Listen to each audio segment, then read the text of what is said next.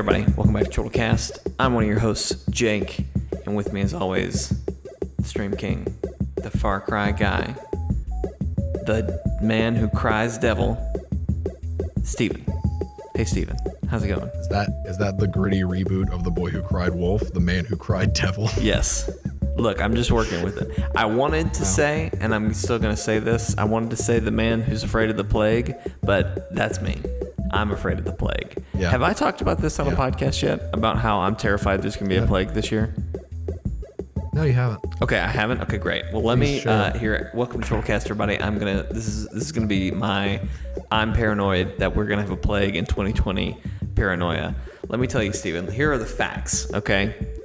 There was a plague in the 1720s. There was a plague in the 1820s. There was a plague in the 1920s. Steven, the year is 2020.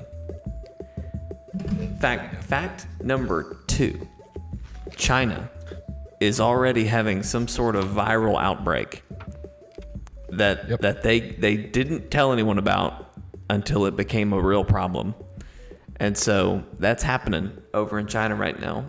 So if you're traveling, be careful out there. But then lastly, my most damning evidence, it's the year of the rat, Stephen. Do you know what carries plagues? Yep. Rats. Yep. Stephen, I'm just here to tell everybody, I'm just here to tell you, this is me. I'm your angel of wisdom. The plague is coming. All right. Angel of wisdom. There's nothing we can do about it. You just got to prepare. All right. Tell your loved ones you love them. Buy those little face mask things. You know, I bought some. I really did. No, like this is kind of a bit, but also not. I really am terrified. I bought like some face masks, like some medical face masks, but I bought fashionable ones. They're all black. And they have like anime faces on them. Like there's one that's like a dog face. There's one that's like an anime vampire face kind of deal. You know what I'm talking about? Interesting. I bought a couple of those to wear when I go to Vegas in a few months. I'm going to wear them in the airport. And I'm probably going to wear them if I walk around in Vegas. And people are going to look at me. People are going to give me funny looks. But I'm not going to die from the plague. That's all I'm saying. You know what I mean? Yeah. It's only a little bit of a bit, okay? You should be concerned, but I'm also a little bit. Mostly joking. But anyway, that's not what we're here to talk about. This is Chortlecast, the official podcast of Chortle Games, where we talk about video games, TV shows, movies, anime, sometimes the plague, anything else we want to talk about. We got a great show for you this week. It's been a light news week. There's been some interesting news like the Obi-Wan Kenobi series allegedly being put on hold. But Steven and I kind of were like, that's really all I got to say about that. Like, Steven was saying he didn't believe it. He thinks it's all drama. We'll talk about that in more detail, but I have some words. Words. But anyway, that's not going to be the meat of the show. The meat of our show, we're going to talk about what games you would recommend to get someone into gaming. And this is partly because I'm going to be on another podcast with some folks who don't play games or did when they were much younger. They're some older gentlemen. Jake, are you cheating on me with another podcast? You know, I hate to tell you this, Steven, but I've been cheating on you for some time now. What? Not really. Just a couple times. You know what I mean? A little poke here and there, but nothing, you know. Oh, whoa. But no. But I'm bringing them on. I'm basically going to present them some games, but I thought it would be a fun conversation to have here too of, well, what do you suggest to somebody who, even our friend Ben, Steven, I was with him this weekend, and he was asking me, he's like, well, you want to play something before you go? And I was just like, what are you playing now, Ben? Like, what are you playing game wise? And he kind of told me, but it's basically Smash and something else. And I was just like, let me throw some titles your direction and see if you would maybe like these. But anyway, that'll be our main topic of conversation. But before we do that, some quick housekeeping. Steven just finished up another forward compatible review, reviewing Star Wars Republic Commando. Republic Commando. I said it right? Yes. You did say it I right. said right. Steven jumped all up on my butt like I don't know the name of the game. I mean, what? I was just trying to help, Jake. It was just a little poke. Whatever. But Steven just finished that. The review of that forward compatible game is going to be coming out on Wednesday. So if you're used to our forward compatible schedule, normally it would post after this podcast. Not so. My life has changed. I'm working out. I'm running basically 3 businesses. So I don't have as much editing time as I thought I would. So I'm going to get to that Wednesday, and we'll have that posted for you Wednesday. Probably Wednesday around 12 o'clock. Maybe we'll do it over lunch, or around lunchtime, or it might be dinner time around 5 p.m. So we'll play that by ear. But anyway, you'll know about it. Steven, I know I don't want to give too much away from the review, but how did you think it went? I think it went well. The past 2 games gave me trouble. Right. Bastion and Force Unleashed were difficult because Force Unleashed aged very poorly. Right. And I did not have much fun with it. Mm-hmm. And Bastion, I just didn't know how to say what I wanted to say. Mm-hmm. This one was a lot easier because it's not a game that is looking to say something in a special way like Bastion did. And it's a game that aged pretty well, unlike Force Unleashed. So I feel like this forward compatible was simple. It wasn't anything too complicated. You're not going to get something that you're not going to get the best game review you've ever seen, you know? Like, you're not going to get anything special. Sorry, good Lord. Which, by the way, I apologize for my eating. Steven, amidst this, I'm trying. Steven got jacked by Slim Chickens. I didn't get jacked by Slim Chickens. I just got put on hold by Slim Chickens. we waited for like 35 minutes before coming. I came back here to record this because I thought, hey, we've got like an hour till we need to record this podcast, so we can go get food. No, they were slammed. Something must have been wrong with the kitchen. I don't know. Do you think? Like you guys probably what? I was gonna say, do you think if we blasted Slim Chickens, like told our community to blast Slim Chickens, do you think they would be like, wow, we need to be sponsoring this podcast, or would that just be like a no? Like we show them we have so much influence. I'm afraid to give my answer, and I'm also kind of afraid for you to leave that in the podcast because I'm afraid that certain people would actually do it and we might get in trouble. Yeah, okay, don't do it. But I don't know. That's an interesting question because I don't know the answer to that. Oh. But basically, you guys probably saw the food get dropped off while Jake was talking about whatever he was talking about. I think it was the plague. So like I'm eating right now. I apologize. I'm trying to eat with my mouth fully closed, trying to eat away from the mic. If it becomes a problem, give me all your hate in the Discord, I guess. You're a hero, anyway, forward compatible. Forward compatible. I feel like it was back to basics, nothing too grand, but I think it's the kind of forward compatible that we needed. Because with Bastion, I tried something different. Star Wars Force Unleashed stressed me out when I was writing that script, and this one was just it was simple. It was an easy script to write. It was a mostly enjoyable experience. So I hope that you guys enjoy it. Yeah, and I'm looking forward to the next one. Awesome. Well, anyway, that'll be coming out again Wednesday. So to finish off that series, be sure to watch that and tune in for that. We're going to jump into a little bit of catch-up now before we dive into our topic of the show. I have not been playing very much, but one thing that I did try this week, Steven, was the Pokemon Mystery Dungeon DX, which not even a month ago, just very shortly ago, there was the Pokemon Direct that kind of caught us all off guard earlier in January. And they announced DLC for Skyward, and I almost said Skyward Sword and Shield. You almost said is what I almost said. I thought you almost said Cyberpunk 2077. what it sounded like for a second. 2070. That's what I just said. That right there. Sword Chunk. Super Chunk 2077. Pokemon DX XL.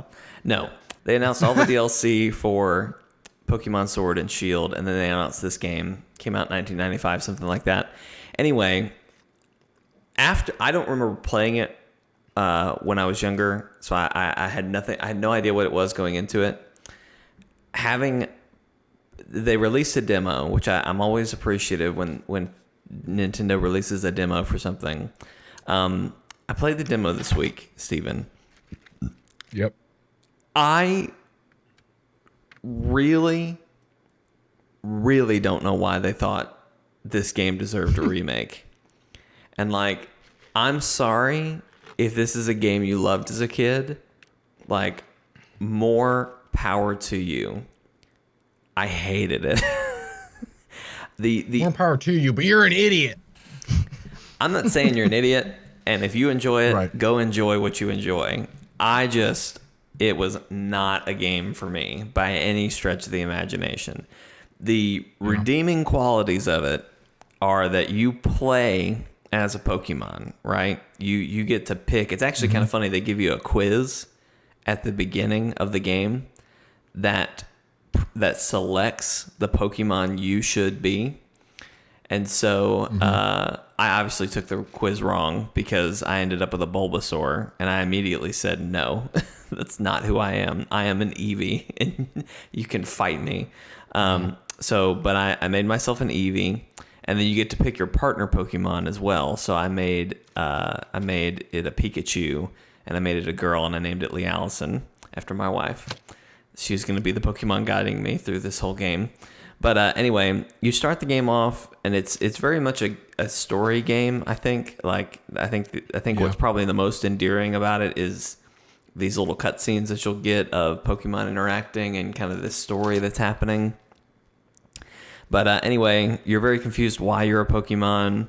You kind of follow this Pikachu around for a bit, and then eventually you bump into a Butterfree who's lost her Caterpie, and you have to help recover her Caterpie. So you go into a mystery dungeon, and the gameplay is you're moving around in this dungeon, and it's almost like you're moving cube by cube, like square by square in the space. Right.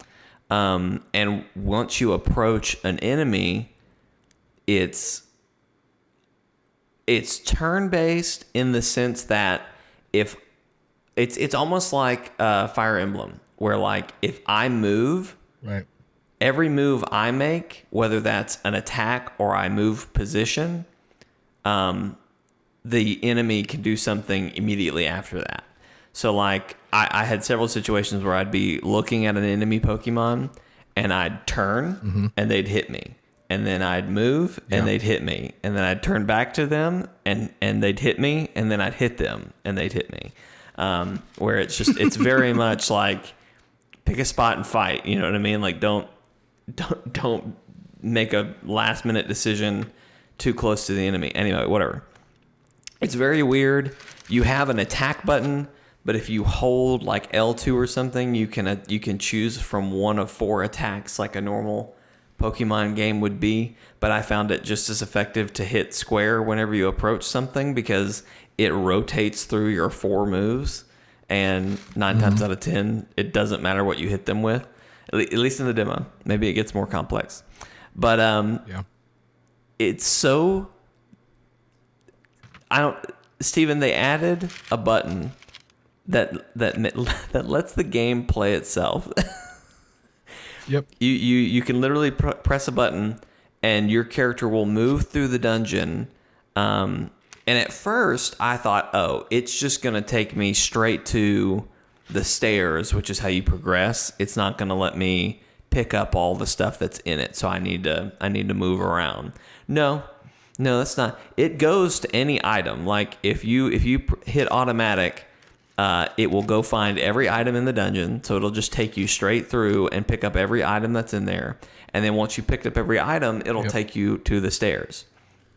If you run into an enemy, it turns that mode off. And then you have to you know, attack. But like normally what that is in my case was just move a square, hit square, square, square, and hurt the, you know, kill the enemy, and then just press the automatic button again and let it run through. I did the first dungeon. I formed my rescue team, and then I did another dungeon or two. And at a certain point, I was just like, why? Why did they make this? This is so strange. Yeah. So anyway, if anyone's looking to try that out, I would highly recommend you try out the demo before you make a purchase decision on this one. Have you looked at any gameplay of like later game? No, but like I don't know that I want to, because I don't want, like, from the 2 dungeons that I've played, I don't know what they could show me at this point that would make me say it's worth getting through another dungeon. You know what I mean? It's kind of like Monster Hunter for me right now. Like, you guys are sending me all this crazy stuff you can do, and for me, it's not worth finishing the tutorial main story to get to, because the main tutorial and main gameplay. But you're right there. I know, but it sucked. The beginning sucks so hard that it's not like, to me, it's not worth playing through what little left I have just to get to what is out there is not enticing enough to make me push through. So anyway, all that to say, Pokemon Mystery Dungeon, if you want to get it, I highly recommend trying out that demo first. But like, I just looked up some information on it, and it was 2005, by the way, the original. That's unfortunate. I just looked up some stuff for it, and like on paper it sounds cool, but like I completely understand that like in practice is a big asterisk for video games. I'd love for you to play the demo, Steven, and tell me if I missed something, if I'm wrong. I'll try it out. I legitimately will. I will go download it today, and I will get back to you guys on Discord. Because like I said, what's redeeming about it is the cutscenes, and you kind of have your little Pokemon rescue team, and like my Eevee and Pikachu were cute, and that was fun. And you have a little house. You can't do anything with it, but you have a little house, and you're just kind of in you're in a Pokemon world I've never seen before. You know what I mean? Like, normally the Pokemon world is people with Pokemon, but this is no people. It's just Pokemon.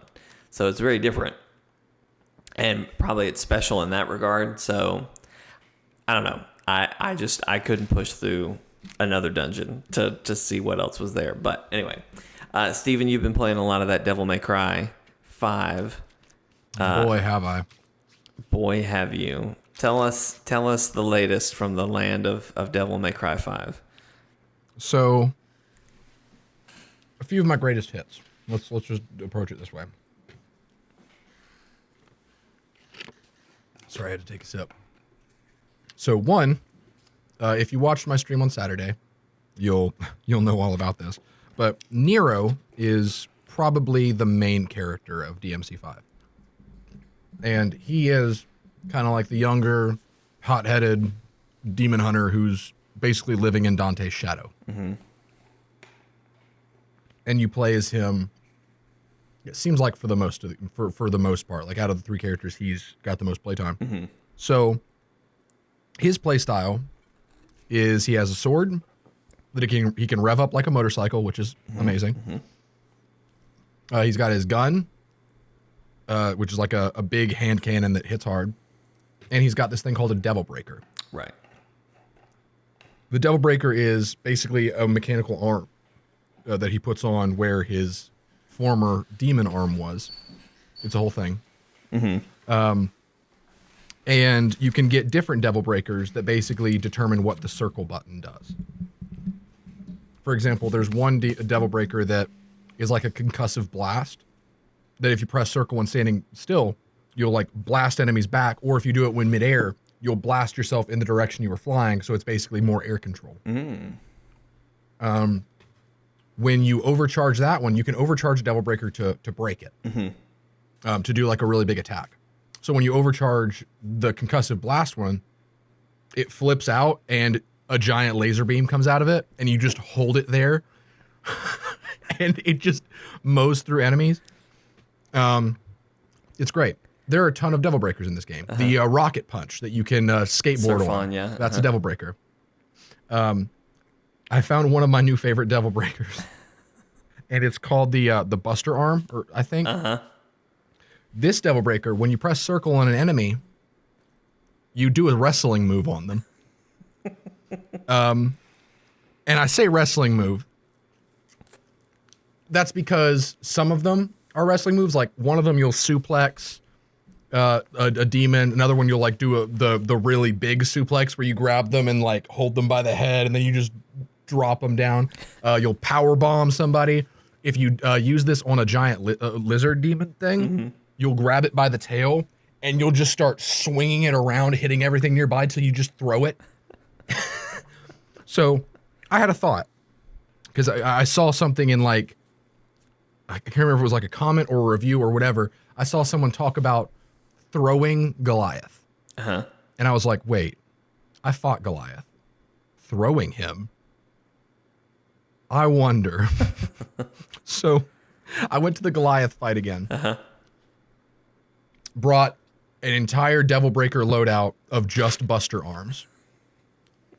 And I was fighting him. And I kept trying to use the Buster on him. And it was just like, man, I guess this won't work. And then eventually when I was getting towards the end of the fight, he knelt down. And he was like, oh, how did a human do this? And so I was like, oh, is this it? So I went up to him and I pressed the circle button and Nero grabs him by the tail. Goliath, by the way, is the size of a very, very large house. Nero is the size of one man. Nero reaches out, grabs him by the tail, and just starts swinging him around like a flail. This giant house-sized demon. And he just swings him a few times, and then he throws him.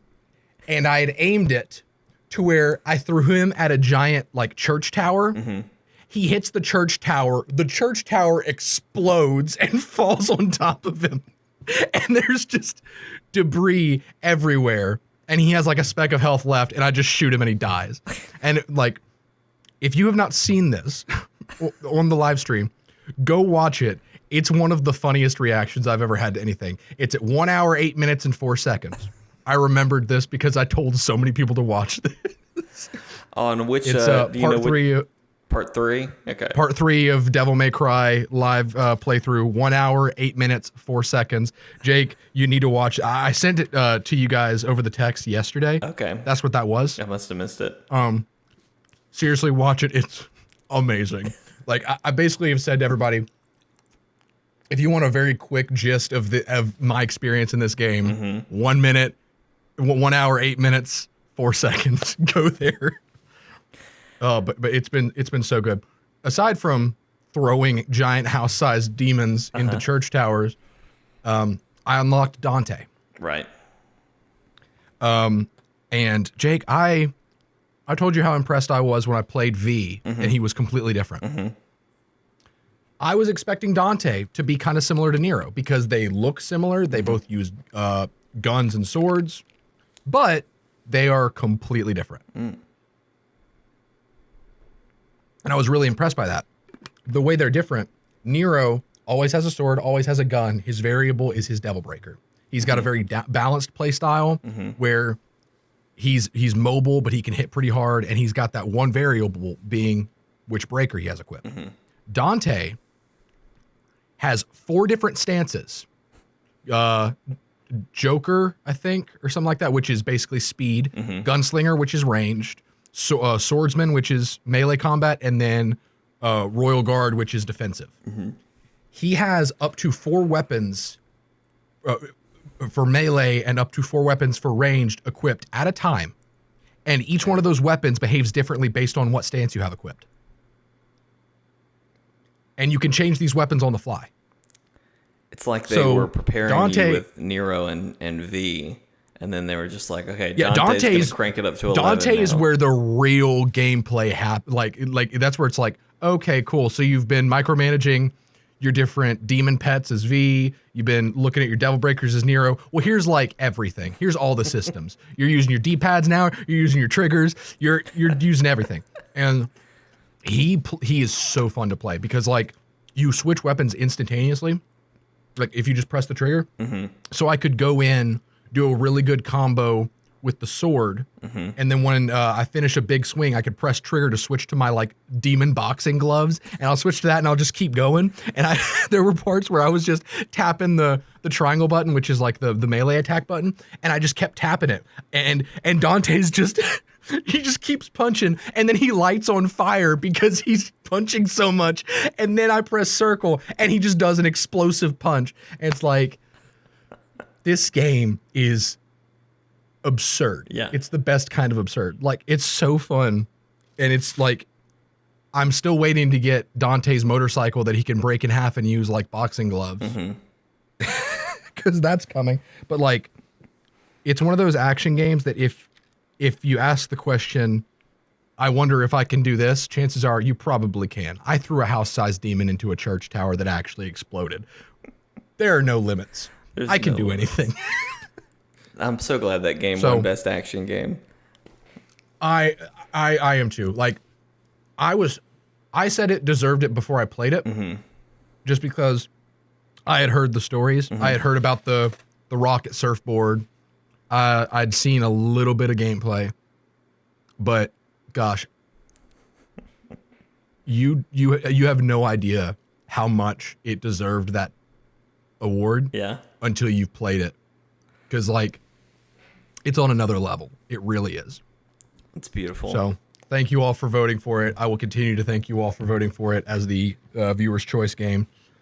Could not be more happy. As it continues going, yeah. We'll probably see a lot of Devil May Cry 5 this week. So since we're out of our forward compatible, it was kind of funny how that all lined up. How we decided that game, you got like one stream in, realized, oh my God, this is going to be great. And then we did a forward compatible where you had to play another game. Like, I enjoyed Republic Commando, I know you did. But the whole time it was just like, I need more Devil May Cry. We got to get back to Devil May Cry. But anyway, that's awesome. Well, let's jump into our topic of the show. So like I said, the question I'm posing here is, what games that have come out over the last couple of years, let's say, let's keep it to PS4, Xbox, or Switch. But like, what games would you recommend to somebody who is an older adult, so like 30, 40, who hasn't played games since they were in their 20s type thing? Like, what sort of games would you recommend to them? And to start the conversation, what system would you recommend they get, do you think? Okay. Do you have an answer? Or are you waiting for my answer? I can jump out. My immediate thought is Switch and PlayStation. But that's what I have. You know, I don't run Xbox. But hey, can you hear me? I think you could make an interesting argument for the Games Pass. Jake, let me pause there. William called me. This may be about the squirrel. Okay. Let me call you right back.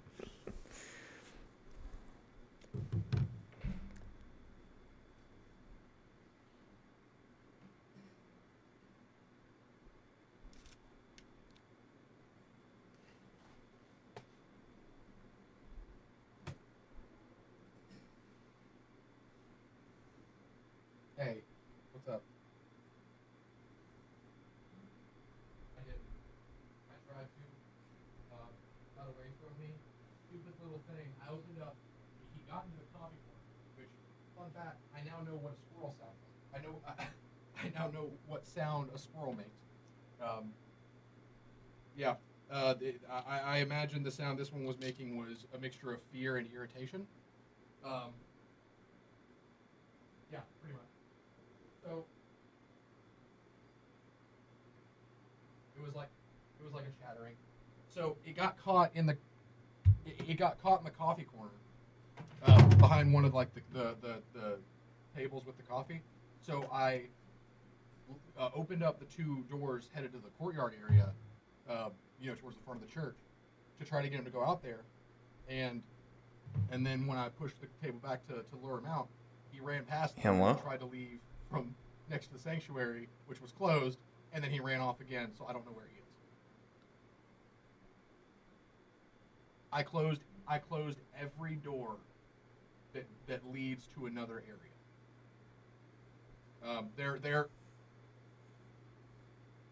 Well, he may have beat me. Like, he may have gotten out before I got to the doors. He could be in the sanctuary right now. But wherever he is, he's now stuck there. Okay, I'm still recording, so I'll be done in, like, hopefully 30 minutes.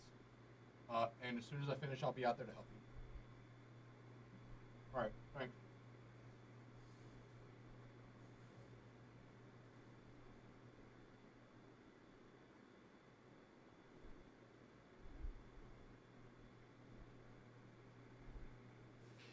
Hey, yeah.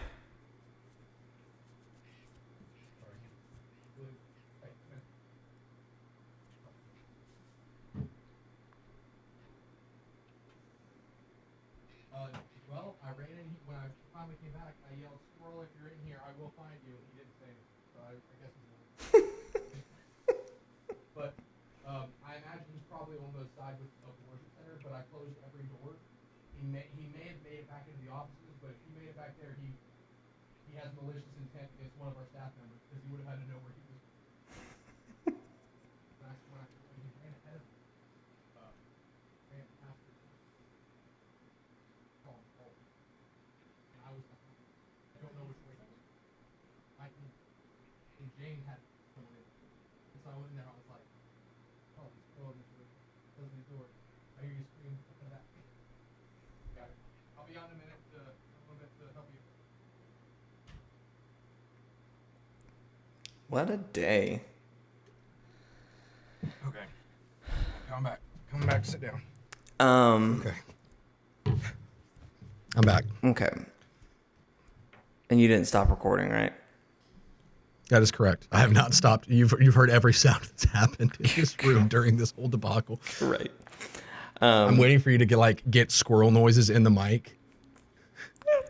For it to be like, "Steven, I was in here the whole time." It's gonna be like, I'm gonna fucking Steven, get you. I pooped in your Slim Chickens. I pooped in your Slim Chickens when you got up to leave. "You stupid idiot. I pooped in your Slim Chickens. Chickens ain't so slim no more. 'Cause I pooped in them." Okay. Back to it. So my initial instinct would be to tell them to get a PlayStation 5 or a Switch. But after saying that and thinking about it for like a split second longer, I could make an argument for Games Pass. Right. Because if they haven't played, if they're, 30 or 40 or older and haven't really played since they were 20, there's a ton of stuff that they've missed that they could easily get into and get through that's on Games Pass. Yeah. Which I guess the same argument could be made for PlayStation Now.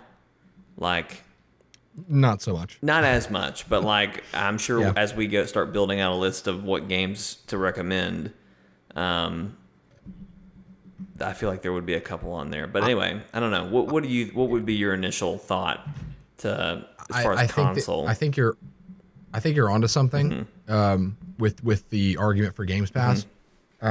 If they are revisiting games by themselves, like if this is just them being like, I used to play games by myself, or maybe with a few friends, and now I'm no attachments to either system, right, or any friend group. If I'm going into a system, if they played games like 10 years ago, like in like 2002 onward, Xbox.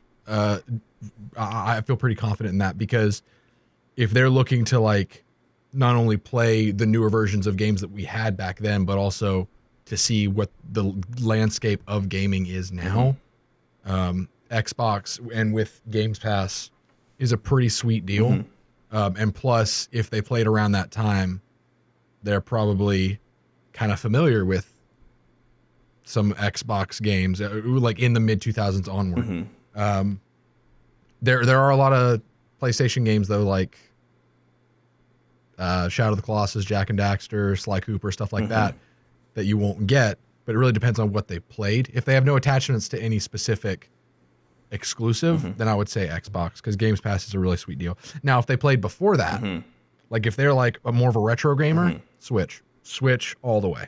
Yeah, I almost think Switch or Xbox for Game Pass would be the best options. Yeah, because Switch has so many good smaller titles. Like, I feel like you could hand somebody a game on the Switch, like, I don't know, Wargroove or maybe Pokemon. I don't know, but like there's just, or even Children of Morta. Like, I feel like that would be kind of a fun.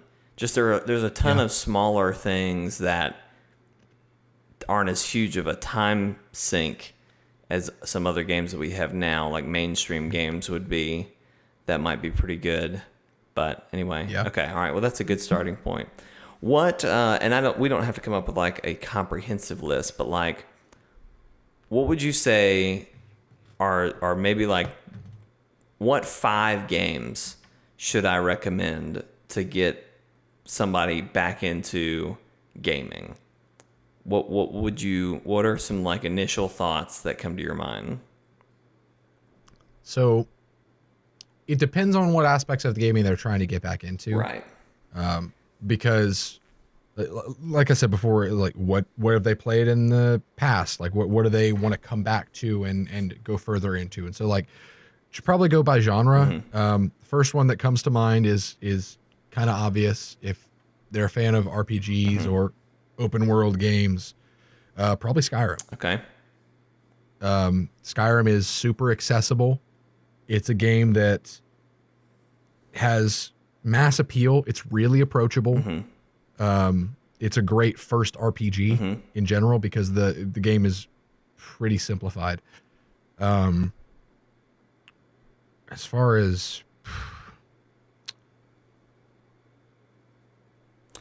one of my first thoughts was Breath of the Wild, for similar reasons. It's a fairly straightforward open world game, but I almost wonder if it's so open that maybe they wouldn't get it.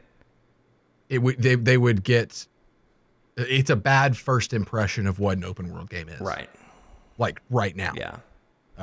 It's a good first impression of like what open worlds could do in the realm of like go anywhere, whenever. But if you're looking for a game to get them into the scope of gaming today, something with more structure, more intent would probably be better. Is probably better. Yeah. As far as shooters go, maybe a Far Cry game. Because Far Cry is one of those games that has changed a lot over the years, but it did start around that mid 2000s era. So it could be a familiar name to some people. And also the shooting mechanics are tight enough with enough story to keep you interested in playing the campaign that it may be a good game for getting both a little bit of that FPS aspect as well as shooting mechanics. But I don't know. I'm trying to think. Like it's hard because I'm trying to go approach this piece by piece to where you've got what RPG, what FPS, what strategy game, like stuff like that, to have kind of the best gateway to all of those things. Right. Yeah, and that's a hard question. And I'm trying to think. I have no, like, you know, you're asking the question of like, well, it depends on what, and it definitely does. But I don't even know with the in regards to the people I'm actually going to be talking to about this. But another game that just pops to my mind is God of War. But I don't know if that would even be too complex or too much going on. But I think story-wise and action-wise, it could be interesting enough. And I also feel like it's linear enough while still being open world, that someone could play that and still know where they're supposed to go. Yeah. But I don't know. Honestly,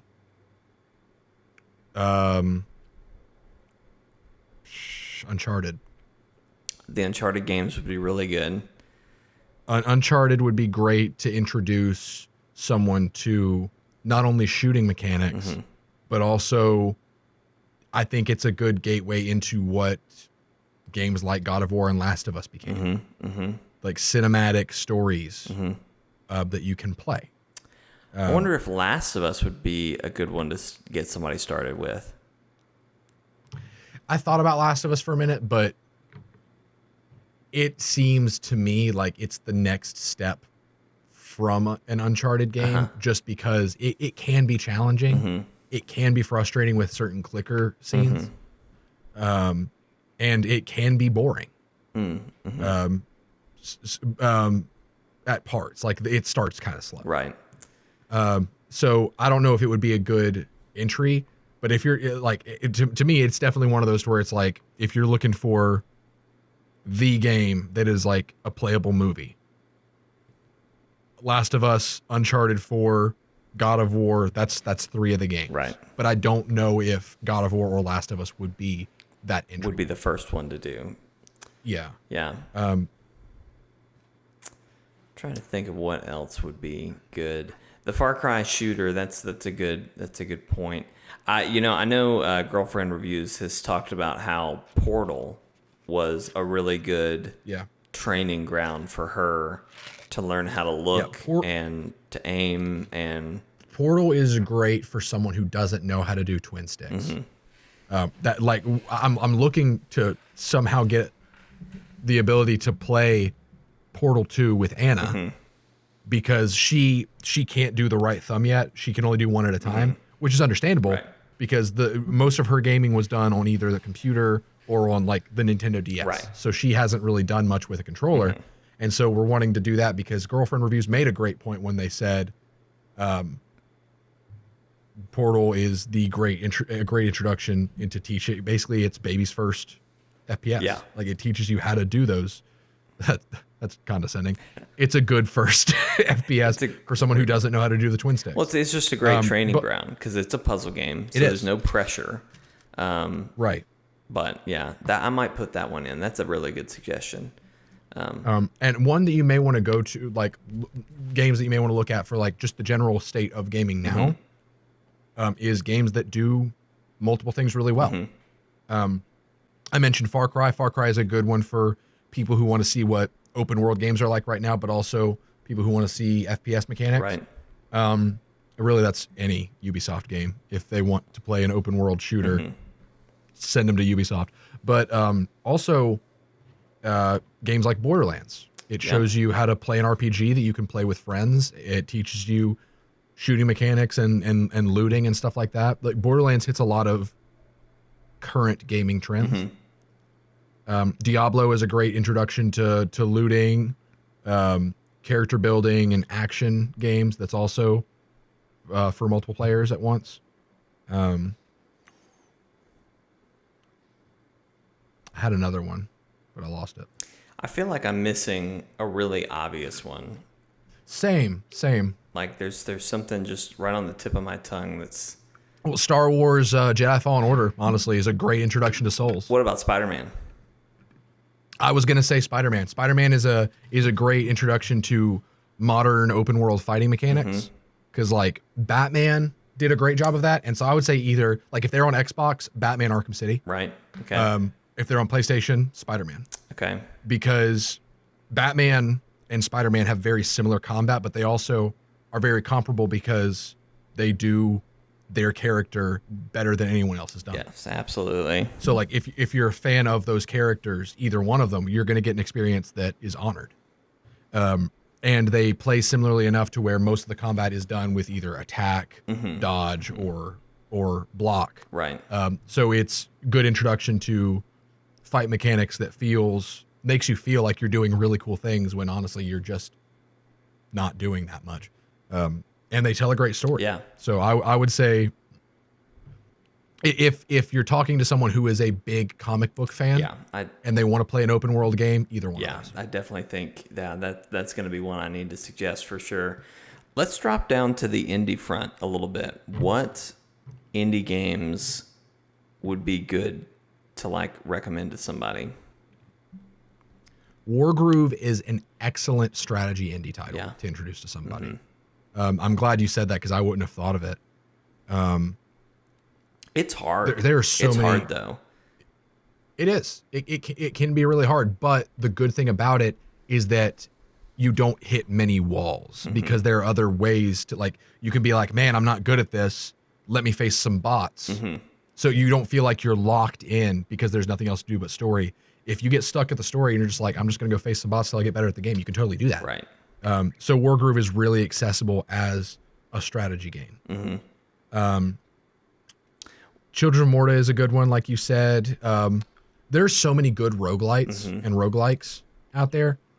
I'm partial to say Wizard of Legend is possibly the perfect introduction to roguelike. Okay. Because it's super approachable. It can be really hard, but it's not punishing. Right. And like Moonlighter is a good roguelite, but it's not a good first roguelite. Right. Neon Chrome, definitely not a good first one, just because it's like a big hodgepodge of a lot of things and it's pretty challenging. Right. Children of Morta is a good intro to it, but it's not. What about Untitled Goose Game? I know you haven't played it, but I would say Untitled Goose Game is a great game for non-gamers. I think so too. I don't know if it's a good, like, if you want to say, like, if you're telling someone here are 3 games you need to play to get what video games are, I don't think Untitled Goose Game is a good one for that, but it's definitely a good game that you could like say to for like guys out there who like kind of the girlfriend reviews situation where guy plays video games, girlfriend does not, for them to come together and be like, it's kind of like The Mandalorian. Right. Guy watches it for the Mandalorian, girl watches it for Baby Yoda. I know that's like very blanket statement-y and probably a stereotype to say that, but that's kind of the general scope of my circle, is that the girls watch for Baby Yoda, the guys watch for Mandalorian, and I know that's not the absolute rule, but that's kind of been my experience.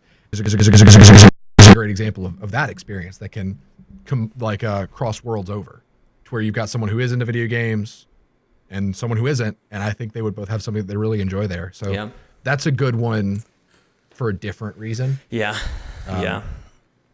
What are some other good indie titles? I feel like there are a couple. There are so many like on the tip of my tongue, and I just can't think of them. I'm thinking about Celeste, but I know that one could be challenging. But it's Mario, because of how just because of how quick it is. But what were you gonna say? Yeah, I was just gonna say Mario's still around. Mario's still making games. That's true. And I think give somebody Odyssey Mario would Maker. be a good one to suggest. Yeah. Because excuse me. Oh, I thought that was like a no. Like, why would you? No, that was a sneeze that was a long time coming. I was about to be like, oh wow, Steven, do we need to have a conversation about Odyssey? Idiot. Like, what did Odyssey do to you? Stupid. I mean, what Odyssey did to me was my Switch bricked, and I had to delete all my progress, and I lost all my moons. And I said, well, I'm never going to get all the moons now. But damn, Steven, just tell me how you feel. Golly. No, that was a sneeze. Watch the playback. That was definitely a sneeze. What about, what are some, like, I love Destiny. I don't know that I would recommend Destiny, but what, if they did want to get into more of a online multiplayer type of scenario, what sort of, like, probably the extent of the guys that I'm going to be talking to, their knowledge is like Fortnite and maybe Destiny, just because they've been around me longer than 2 seconds and have probably heard me mention it. Yeah. What are some multiplayer titles that we would maybe recommend? So are you talking specifically as games as service? I think so, yeah. Or like PvP multiplayer? Okay. This may be controversial. Okay. Destiny 2 is probably the last game you want to give someone like that. I sort of agree, so that's why I'm not arguing with you on that one. But there was a point, like when Forsaken came out, where I would have said Destiny 2 is that for someone.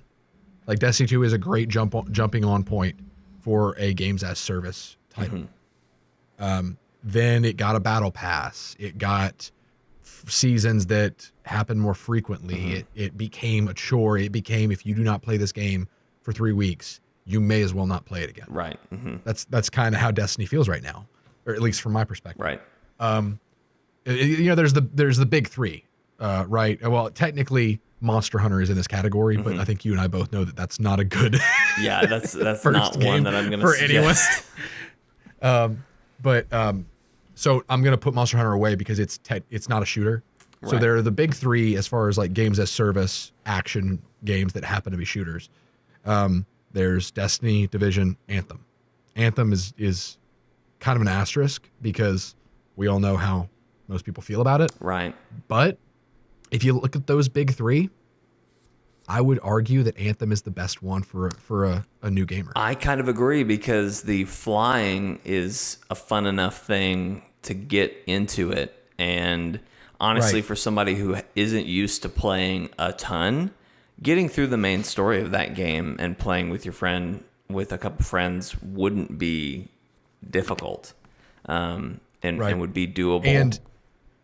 And the game is at a state to where like it's getting content updates, but it hasn't hit that point to where it's a different experience every few months. And that's the problem that Destiny and Division are running into. Destiny on purpose, Division not so much, because Division's kind of scrambling to figure out what it is. What are they doing? Which I could talk about that as a separate thing.